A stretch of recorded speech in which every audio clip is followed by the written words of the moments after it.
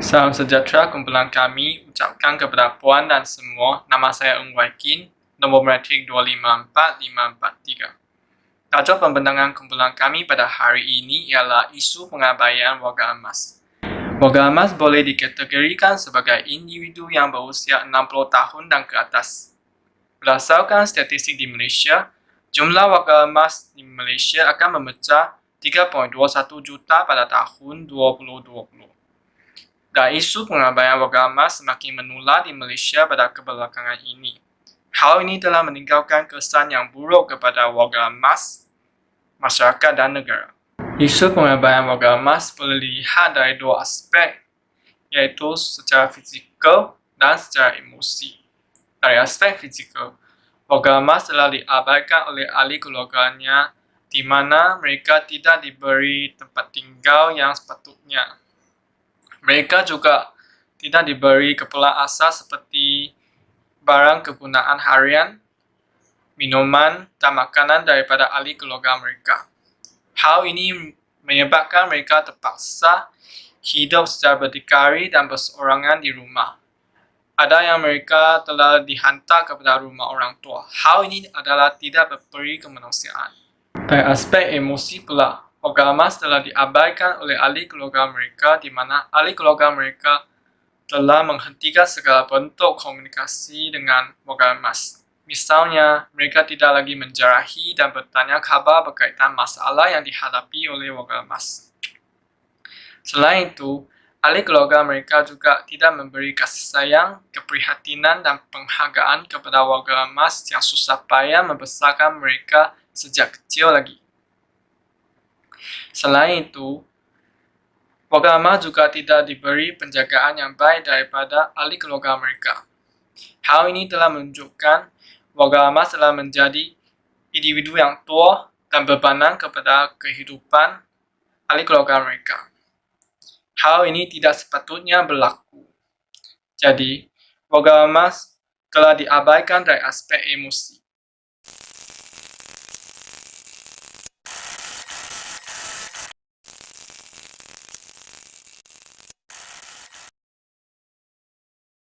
Baiklah, saya akan meneruskan pembentangan dengan menjelaskan latar belakang responden kumpulan kami, yaitu Puan Oi Hong Lian. Kami telah menjalankan kajian lapangan di pokok sana Ofox Home, yaitu tempat tinggal Puan Oi sekarang. Dan beliau pada tahun ini berumur 73 tahun dan Puan Oi berasal dari Sungai Petani, Kedah. Dan menurut temu ramah kami dengan dia, kami mendapati dia mengalami masalah tekanan darah tinggi. Secara umumnya, Puan Oi mempunyai 6 orang anak, yaitu 4 orang anak lelaki dan 2 orang anak perempuan. Bagi anak lelaki yang pertama, anaknya bekerja di Thailand sebagai seorang buruh, dan bagi anak lelaki yang kedua telah meninggal dunia akibat terlibat dalam kemalangan. Anak lelaki yang ketiga dan keempat bekerja di Kuala Lumpur dan Kulim. Anak perempuan yang pertama bekerja di Johor Bahru dan anak perempuan bongsunya tidak bekerja kerana merupakan OKU. Baiklah, sekarang saya akan menjelaskan kehidupan Puan Oi di pokok sana Oxfam. Secara umumnya kehidupannya boleh dikatakan baik kerana mengikut temu ramah dengan beliau mengatakan dia gembira kerana di rumah orang tua tersebut dia dapat berkenalan dengan ramai orang, dapat menyertai banyak aktiviti yang diadakan, dan mendapat rawatan perubatan yang sangat baik di rumah orang tua tersebut. Rakan saya akan meneruskan pembentangan lagi. Selamat petang, Puan. Saya akan meneruskan bahagian isu kajian. Isu kajian ini adalah berfokus kepada warga emas yang diabaikan oleh anak-anak. Isu ini akan dikaji kerana kes pengabaian warga emas makin menular pada masa kini. Kami akan sentiasa melihat berita tentang warga emas didera di rumah orang tua ataupun di rumah kebajikan. Dan juga kes yang berkaitan dengan warga emas didera oleh anak-anaknya sendiri. Dan berita ini memang menyakitkan hati kami dan juga setiap lapisan masyarakat. Isu pengabaian warga emas ini boleh dibincangkan dengan pepatah Melayu yang berbunyi bagai kacang lupakan kulit.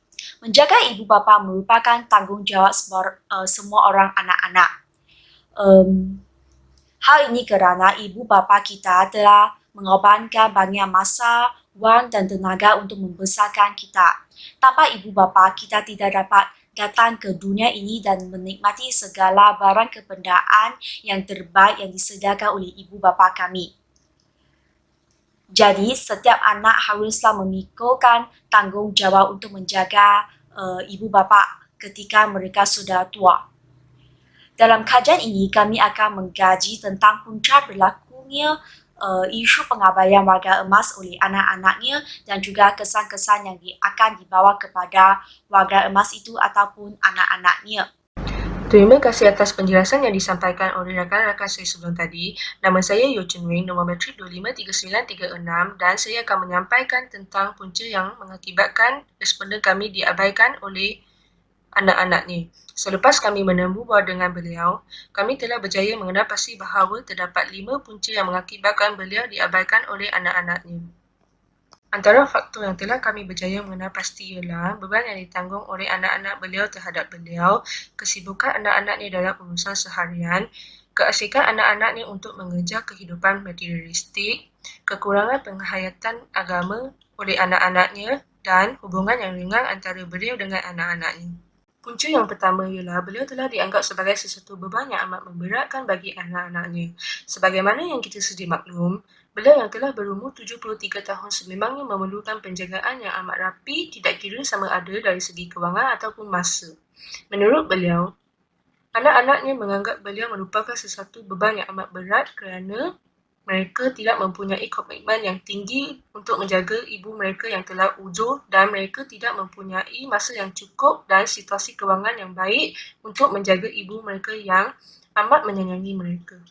Punca yang seterusnya ialah kesibukan anak-anaknya dalam urusan harian. Menurut beliau, anak-anaknya telah bersikap materialistik selepas kejadian silam yang telah menimpa mereka sekeluarga. Anak-anaknya telah fokus mengejar kejayaan dengan sentiasa bekerja lebih masa telah bertindak untuk mengabaikan beliau. Akibat daripada kekurangan masa lapang, beliau telah terpinggir daripada kehidupan anak-anaknya. Di samping itu, keasikan anak-anaknya untuk mengejar kehidupan materialistik turut menyumbang kepada kejadian ini. Seperti apa yang saya sampaikan tadi, anak-anaknya gigih untuk mengejar kehidupan mewah sehingga bersifat materialistik akibat daripada kisah silam dan pengaruh budaya yang mementingkan kejenamaan dan fashion. Oleh itu, mereka tidak mementingkan kehidupan beliau lagi sehingga mengabaikan beliau. Selain itu, kekurangan penghayatan nilai agama oleh anak-anaknya turut menjadi punca kepada kejadian ini. Beliau yang merupakan penganut agama Buddha amat menekankan pengajaran agama, tetapi kesemua anaknya tidak menunjukkan sebarang minat untuk menerima ajaran daripada agama tersebut. Bukan itu sahaja, anak-anaknya turut bersifat individualistik di mana mereka tidak menganuti apa-apa agama sehingga masa kini. Oleh itu, mereka bersikap derhaka terhadap ibu mereka dengan cara mengabaikan beliau. Akhir sekali, hubungan yang renggang antara beliau dengan anak-anaknya turut menyumbang kepada kejadian ini. Hal ini disebabkan anak-anaknya yang telah berkeluarga dan mempunyai kehidupan masing-masing telah bertindak untuk kurang berinteraksi dengan beliau. Oleh itu, kemungkinan untuk berlakunya konflik akibat daripada percakapan pendapat masing-masing akan mengakibatkan hubungan mereka menjadi tidak erat ataupun tidak rapat seperti dahulu. Sekian, terima kasih daripada saya. Nama saya Teo Shi Hui, nama matrik 253282. Selepas responden dihantar ke rumah orang tua, kehidupannya berlaku banyak perubahan. Pertama, responden terpaksa lebih berdikari untuk mengurus aktiviti sehariannya seperti membasuh, menjemur baju dan mengemas bilik tidur tanpa bantuan orang lain.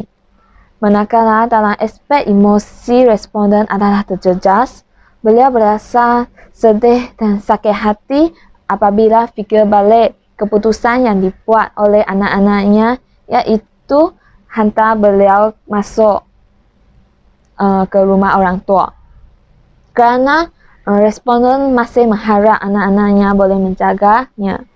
Tetapi responden juga rindu anak-anak cucu-cucunya dan sentiasa menangis apabila waktu malam sebelum tidur. Jadilah, responden merasa letih apabila fizikal dan emosi dia sentiasa dijejaskan. Walaupun kesihatan responden masih baik, tetapi responden juga adalah seorang warga emas yang fizikal semakin merosot. So, setiap kali responden akan menahankan keletihannya untuk menyempurnakan aktiviti sehariannya. Sementara itu, beliau masih sentiasa merasa sedih dan rindu anak-anak dan cucu-cucunya apabila berseorangan. Akhirnya, responden mengalami masalah keuangan. Kerana responden sebelum masuk ke dalam rumah orang tua, beliau bekerja sebagai pekerja sambilan dan jadi tiada wang pesara daripada KLBSP dan juga tidak mempunyai banyak wang simpanan. Inilah menyebab responden pergi ke kedai rencit atau pergi melancong ke mana-mana yang diadakan oleh pihak rumah orang tua. Beliau tidak boleh dan tidak berupaya untuk memberi barang-barang kesukaannya. So, seterusnya saya akan pas kepada kawan saya membentang langkah-langkah untuk mengatasi isu pengabaian warga emas. Terima kasih. Selamat sejahtera Puan. Hari ini saya ingin membentangkan langkah-langkah untuk membendung isu pengabaian warga emas. Langkah pertama ialah pusat penjagaan warga emas yang bersifat sementara. Pihak kerajaan hendaklah mengadakan pusat penjagaan warga emas untuk menjaga warga emas yang diabaikan oleh anak-anak mereka. Langkah kedua, pemberian bantuan kewangan. Pihak kerajaan dan juga pihak swasta boleh memberi bantuan kewangan terhadap golongan warga emas sebagai bantuan sara hidup. Yang ketiga, penguatkuasaan undang-undang. Pihak kerajaan hendaklah menguatkuasakan undang-undang untuk menghukum anak-anak yang mengabaikan ibu bapa mereka. Contoh hukuman ialah denda duit ataupun masuk penjara. Langkah keempat ialah pengukuhan pendidikan agama. Pihak kerajaan dan juga pihak sekolah boleh menitik beratkan mata pelajaran pendidikan Islam atau pendidikan moral untuk memupuk dan meningkatkan kesedaran moral dalam otak fikiran anak-anak, sekaligus meningkatkan atau menyadari bahawa tanggungjawab mereka untuk menjaga ibu bapa mereka. Akhir sekali, peningkatan tahap kesedaran. Pihak kerajaan haruslah memberi kursus-kursus ataupun kuliah-kuliah terhadap golongan muda untuk meningkatkan kesedaran mereka bahawa tanggungjawab mereka untuk menghormati dan juga menjaga warga emas. Sekian, terima kasih. Salam sejahtera, nama saya Leong Kajun. Saya akan membentangkan bahagian refleksi dan kesimpulan. Refleksinya, dalam kajian lapangan ini, kami lebih memahami pengorbanan ibu bapa terhadap anak-anak adalah tidak ternilai. Mereka menggunakan masa sebanyak umur untuk membesarkan, mendidikkan anaknya. Tetapi apa yang kita dapat lihat ialah anak mereka menghantar mereka ke rumah orang tua-tua. Anak-anak mempunyai tanggungjawab untuk menjaga ibu bapa masing-masing apabila dewasa nanti. Perbuatan pengabaian ibu bapa adalah tidak bertanggungjawab dan tidak keperimanusiaan. Oleh itu, saya berharap bahawa para mahasiswa dan mahasiswi dapat menghargai ibu bapa mereka dan menjaga mereka sehingga akhirat. Dalam kajian lapangan ini, kami menghadapi dua cabaran, iaitu yang pertama ialah kesukaran dalam mengakur masa temu buah. Hal ini adalah disebabkan responden kami sudah tua. Oleh itu, kita perlu memilih masa yang sesuai untuk menemu buah dengan responden kami. Apabila kami memilih masa yang tidak sesuai untuk menemu buah, kemungkinan besar jawapan yang diterima akan berbentuk agresif. Cabaran kedua ialah keadaan jalan raya yang agak teruk. Disebabkan rumah orang tua ini terletak dalam kawasan yang agak berdalaman, maka kami menggunakan lebih banyak masa untuk mencapai destinasi. Seterusnya adalah kesimpulan. Kesimpulannya, isu pengabaian warga emas semakin menular di Malaysia. Oleh itu, semua pihak perlu bekerjasama untuk mengatasi isu ini. Kita mestilah menghormati, mentaati dan menyayangi ibu bapa kita kerana tanpa mereka tiadalah kita sekarang. Sekian, terima kasih.